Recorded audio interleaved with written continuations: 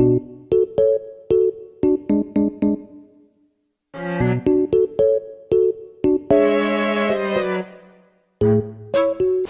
income, to create a family and things of that nature, like at least 100,000 is acceptable. I mean, we'll take less, but it just depends on your job and your career and what you're doing.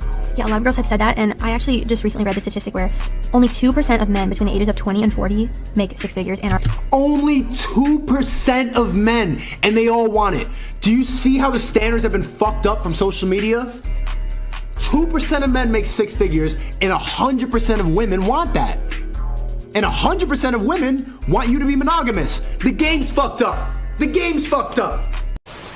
You're looking for a less than 1% man. And you, yes, you are. She's a 1% female. No, she's not. You're not. Yes, she is. You're not in. You're not. Value. You're you not. Didn't know me. You didn't know what I put on the table in relationships. The most. A single. You're a single mother. You are not. So? You are not. I'm not saying this to be mean, but you are not in the. You're mean. Let me finish. Okay. You are not in the 1% of desirable partners out there. You're just not. So what? Do you want me to lower my standards? What's your like? If you want to. I'd rather to be alone than agree with their bare minimum. Okay. You taught me something called the 3 6s. Yes. Do elaborate. The 3-6 rule, where when we're looking for an ideal guy, they have to be above 6 feet, make at least six figures, and have 6 inches. Your dick needs to be at least 6 inches. So Jordan has the 3-6 rule, which... And I'll be lenient on the last one, okay, everyone? Okay, it's better if you're like... Is 6 even a lot? I don't know. I think that's like average. It's like saying he needs to be 5'10". Maybe big dick energy? Yes. I like that better. Ooh, Yeah, 6-inch energy. 6-inch energy. Okay, I like that. How short is too short in a guy? Respectfully, I'm from the Bronx, so you better be 6 feet and over. Really? Yes, really. Okay, so look, I'm gonna shoot my shot like I'm Devin Booker. Can I bag you?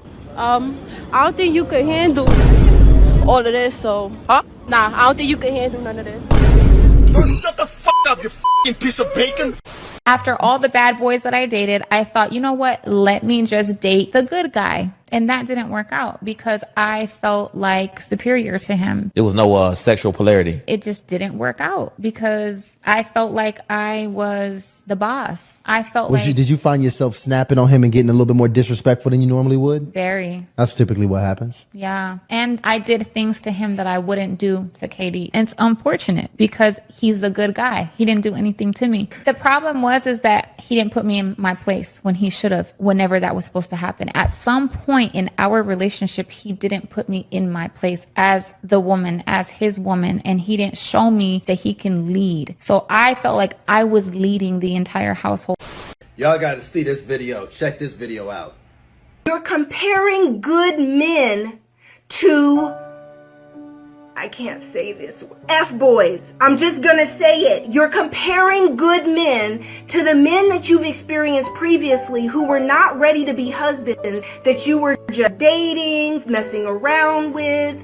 I mean, literally, there's a distinct difference between marriage material, men who are ready to be husbands, and these F-boys that you've been messing around with in out of these situationships with for years. And so now you have this standard for a man and a husband based on these dudes that have just been playboys, fun, boy toys, whatever you want to call it, girl, okay? You can call it whatever you want.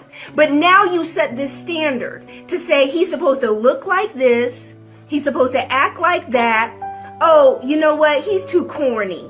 He likes me too much. He texts me too much. Yeah, because the men that you were messing with, you weren't even the only one. They don't text you right back. They don't call you right back because they have 8 more just like you. So a man comes along that is crazy about you and is interested in you, and I'm sorry to say, you have friend zoned the men that really you're compatible with, the men that would make a wonderful husband. A lot of you have friend zoned the good dude who's ready to be a husband and a father and give you some pretty babies. Because the other thing is men do not look like us. Let me be clear about this. We are the fairer sex. God created us to be beautiful, not men.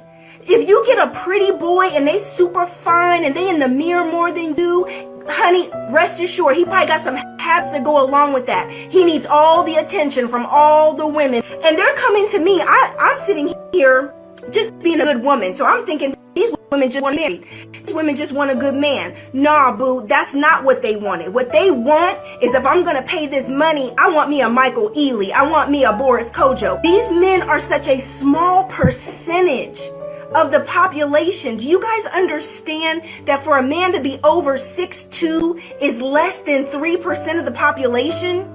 And we're talking all men around the world, less than 3% of the population. Now you take out the gay guys and you take out the guys that are not black or whatever race specific that you prefer your husband to be, and you take out the men that are broke, and you take out the players, the men who are just not ready, and you are not ready to get married, aren't even looking for a wife, don't want that responsibility yet. Think about these numbers. Less than 3%. Less than 14% of the entire American male population is over 6 foot.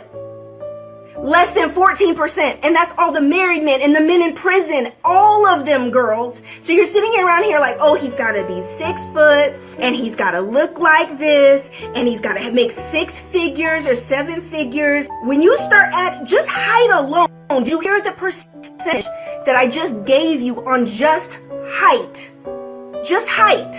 And if you add in what he looks like looking like Idris and making money like this and that, honey, look, you looking for the come up for real, because I don't know where he's at.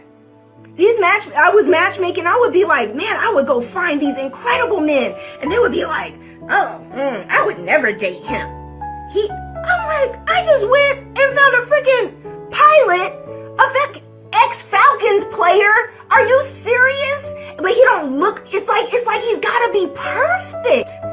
But you're not perfect. You got issues and unresolved issues, and you got a temper, and you're bossy and you're controlling, and men don't even like to be around you long term. You run everybody away. You think you're so much the ish that you're bougie and vain and stuck up, and men don't like it. And you wonder why you can't keep a man. You wonder why nobody wants to be around you.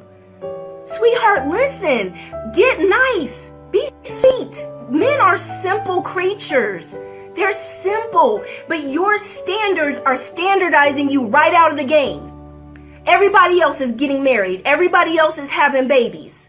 But you steady like, oh, I'm not settling. I'm not going to settle. I know what I deserve. And that's when I knew I had to get out of that business.